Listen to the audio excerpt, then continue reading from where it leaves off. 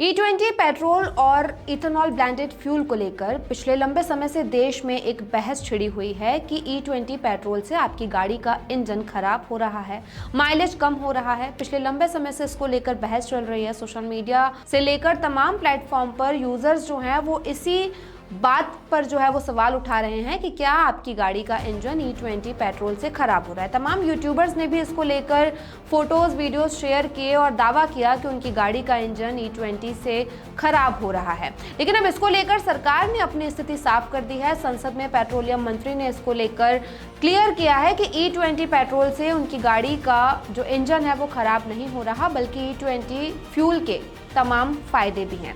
अब इस पर एक और नई बहस छिड़ गई है। विपक्ष ने सरकार को घेरना शुरू कर दिया है। लेकिन इस वीडियो में हम आपको बताने वाले हैं कि सरकार ने क्या कुछ संसद में कहा। क्या वाकई E20 पेट्रोल फायदे का सौदा है, नुकसान का नहीं? क्या वाकई इससे आपकी गाड़ी का इंजन खराब नहीं हो रहा है? और अगर नहीं हो रहा तो फिर ये बहस क्यों छिड़ी हुई है? चलिए आज सब कुछ इस वीडियो में विस्तार से समझने की कोशिश करते हैं। नमस्कार, मैं हूं दीक्षा मीना और आप देख रहे हैं मनी मनी। देखिए, पिछले कुछ दिनों से हर तरफ एक ही चर्चा है।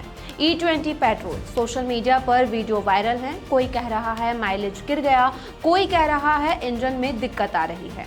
विपक्ष भी सरकार को घेर रहा है, लेकिन आखिर सच क्या है? सरकार इस पर क्या कहती है? और क्या 20% से ज्यादा इथेनॉल भी आने वाला है? सोमवार को संसद में पेट्रोलियम राज्य मंत्री सुरेश गोपी से यही सवाल पूछे गए और उन्होंने हर सवाल का जवाब भी दिया।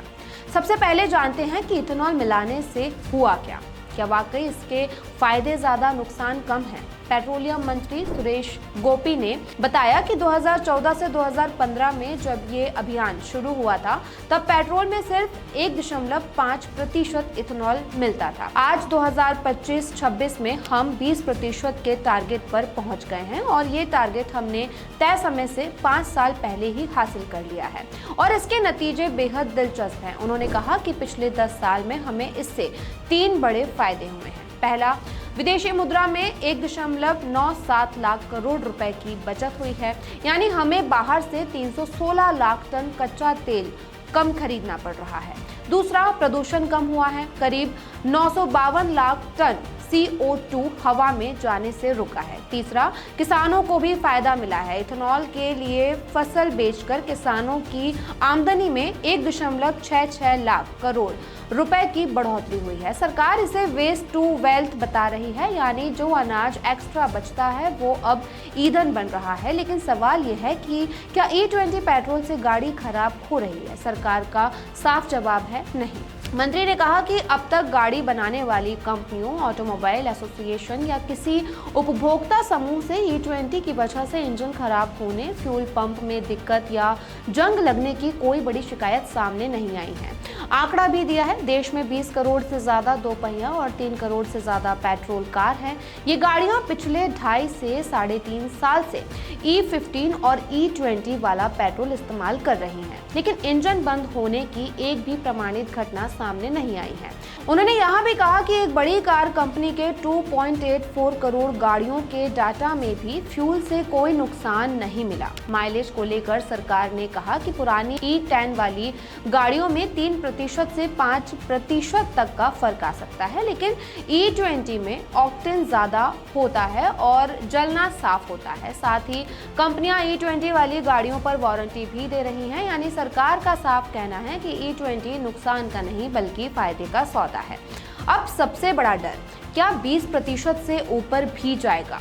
इथेनॉल जवाब है नहीं। फिलहाल सरकार ने इस फैसले को सुरक्षित रखा है। दरअसल पेट्रोल में 20% से अधिक इथेनॉल मिलाने को लेकर हर और चिंता जताई जा रही है। विपक्षी दल भी इस मसले को लेकर केंद्र सरकार पर हमलावर है।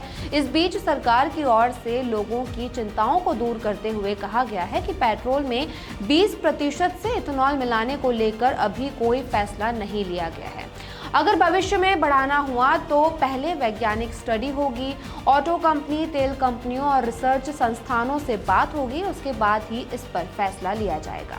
दूसरा सवाल था खाने का कि क्या इथेनॉल के लिए अनाज इस्तेमाल करने से महंगाई बढ़ेगी? जवाब था नहीं। इथेनॉल सिर्फ एक्स्ट्रा अनाज से बनता है, जो अनाज राशन और बफर स्टॉक के बाद बचता है। वहीं जाता है। 2024 से 25 में 31 लाख टन चावल और 131 लाख टन मक्का इस्तेमाल हुआ है। इससे चावल और चीनी की कीमत पर कोई असर नहीं पड़ा है।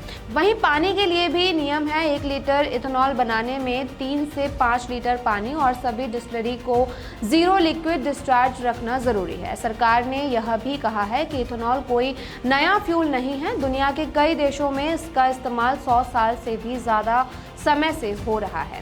ब्राजील जैसे देशों में लंबे समय से ज्यादा इथेनॉल ब्लेंडेड फ्यूल का उपयोग किया जा रहा है। भारत में इथेनॉल ब्लेंडिंग प्रोग्राम की शुरुआत 2001 में पायलट प्रोजेक्ट के रूप में हुई थी। इसके बाद 2006 में E5 पेट्रोल लागू किया गया और फिर प्रोडक्शन कैपेसिटी, इंफ्रास्ट्रक्चर और नियमों को बेहतर करते हुए धीरे धीरे E10, E15 और अब E20 तक पहुंच गया है।